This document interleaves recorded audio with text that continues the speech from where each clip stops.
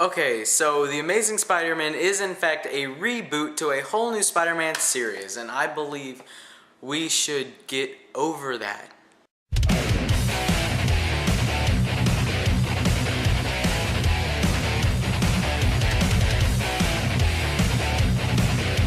The Amazing Spider-Man. So The Amazing Spider-Man is the story of Peter Parker turning into Spider-Man. He gets bit by the spider. I really don't need to get into detail with what this movie's about. You know it.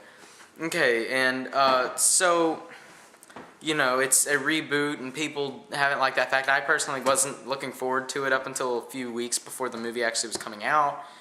And, well, I just, like, you know, new Spider-Man movie, it's gotta be good, right? I mean, it's gotta be somewhat okay. And the movie was awesome.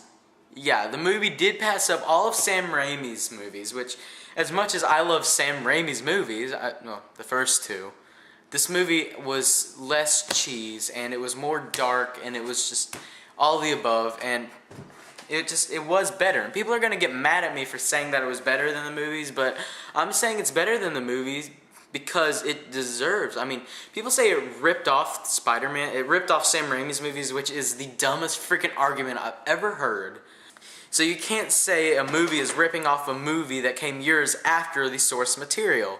It is really dumb. Okay, so apart from that fact, this movie did take Spider-Man and turn it like in a direction that I really did love, and I loved the way that Spider-Man did that, and it just, The Amazing Spider-Man was really, really good. Andrew Garfield as Spider-Man, way better than Tobey Maguire. No one's arguing that. He was funny. His humor was his greatest alibi. It was his humor and his smart aleckness was just the thing that saved him the most, and I really did like that about this movie. And Emma Stone, she was way better than Kirsten Dunst. Not just because I hate Kirsten Dunst, because I friggin' love Emma Stone. And, well, yeah, and everyone else in this movie was good. Riz Ifans was good as the Lizard. Even though the Lizard was a little irrelevant, they could have done a little bit more with his character. I felt they kind of wasted his character in this movie. They could have done someone, you know, a little bit less, because this is the origin story of Spider-Man. They could have saved the Lizard for the sequel.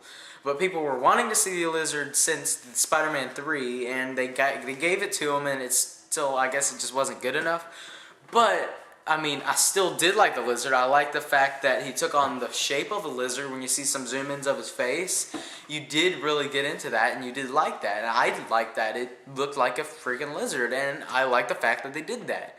The movie was really good, really well put together. It was better than all the Sam Raimi movies, and I think since it was able to pull off being better than movies that I have loved since I was younger, so movies I've loved almost my whole life. If it was able to pull Spider-Man off better than that did then, so The Amazing Spider-Man is awesome-tacular.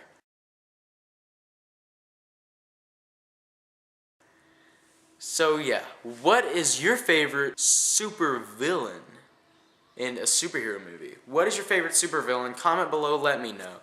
And my favorite supervillain in any movie is definitely the Joker in The Dark Knight.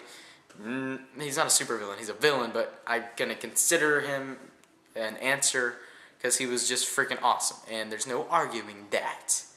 Comment below, let me know your answer, and as always, if you like what you've seen here and you want to see more, click right here to see more.